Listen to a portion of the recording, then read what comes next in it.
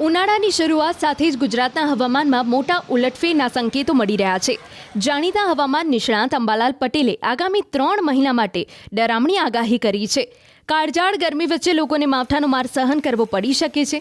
માર્ચના અંતથી લઈ જૂન મહિના સુધી ગુજરાત પર કુદરતી આફતોનું સંકટ તોડાઈ રહ્યું છે।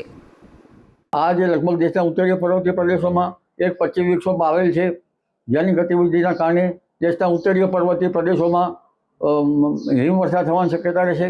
त्यार पछी पण पश्चिम विक्षोभ आवशे, परंतु हमणां थोड़ा दिवस पछी लगभग राज्यना भागों में वादळो आववानी शक्यता रहेशे, जेमां राजस्थानना संलग्न भागो, उत्तर गुजरातना भागो, मध्य गुजरातना भागो અને કચ્છના કેટલાક ભાગમાં વાદળ આવવાની શક્યતા છે।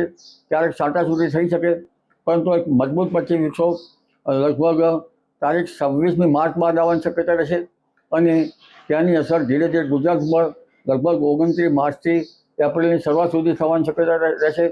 તેમાં ગુજરાતના ભાગો પણ પ્રભાવિત થશે અને ભારે પવનની ગતિ રહેવાની શક્યતા રહેશે।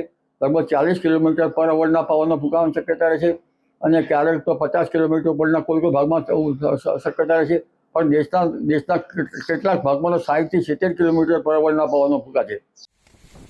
24 માર્ચથી જ પશ્ચિમી વિક્ષેપ સક્રિય થતા રાજ્યના વાતાવરણમાં પલટો આવશે। જો કે અસલી મુશ્કેલી તો એપ્રિલમાં શરૂ થશે। 10થી 20 એપ્રિલ વચ્ચે રાજ્યમાં પ્રી મોન્સૂન એક્ટિવિટીના કારણે અનેક વિસ્તારોમાં વરસાદ અને કરા પડવાની અંબાલાલે આગાહી વ્યક્ત કરી છે। એપ્રિલના બીજા સપ્તાહમાં પણ હવામાન પલટાશે। એપ્રિલ માસમાં હવામાનમાં વધારે પલટાવ છે। તારીખ 10મી એપ્રિલથી 20મી એપ્રિલ વચ્ચે પણ હવામાનમાં પલટાવ છે। એટલે માર્ચથી શરૂઆતથી એપ્રિલના પ્રથમ સપ્તાહ અને બીજા સપ્તાહ સુધીમાં ગુજરાતમાં પણ લગભગ પ્રી મોન્સૂન એક્ટિવિટીનો વરસાદ થવાની શક્યતા રહેશે, કરા પડવાની શક્યતા છે, પવનની ગતિ વધારે રહેશે। 10મી એપ્રિલથી 20મી એપ્રિલ વચ્ચે પણ હવામાનમાં પલટાવ આવશે, પણ ઉલ્લેખનીય છે કે 20મી એપ્રિલથી લગભગ જૂનની શરૂઆત સુધીમાં બંગાળના ઉપસાગરમાં વાવાઝોડા બનવાની શક્યતા રહેશે અને અશક્ત વાવાઝોડા બનવાની શક્યતા રહેશે। પણ ઉલ્લેખનીય છે કે લગભગ 20મી મેથી અરબ સાગર પણ સક્રિય થશે અને બંગાળ ઉપસાગરમાં પણ સક્રિયતા થવાની શક્યતા રહેશે। મે અને જૂન મહિનામાં પણ સમુદ્રમાં મોટી હલચલ જોવા મળશે। 20 એપ્રિલથી જૂન વચ્ચે બંગાળની ખાડીમાં વાવાઝોડું બનવાની શક્યતા છે। 20 મે બાદ અરબ સાગર પણ સક્રિય થશે, જેના કારણે દરિયામાં ઊંચા મોજા ઉછળશે અને તેનો જ ભેજ ગુજરાતના વાતાવરણને અસર કરશે। આ વખતે બંગાળ ઉપસાગર વધારે ઉફાન ઉપર હશે, ઊંચા મોજા ઉછળશે અને તેની ગતિવિધિના કારણે તેનો ભેજ છે ગુજરાત સુધી આવવાની શક્યતા રહેશે। પણ દક્ષિણ પૂર્વીય તટો ઉપર તો ખબર લઈ નાખે તેવા વાવાઝોડા થવાની શક્યતા રહેશે।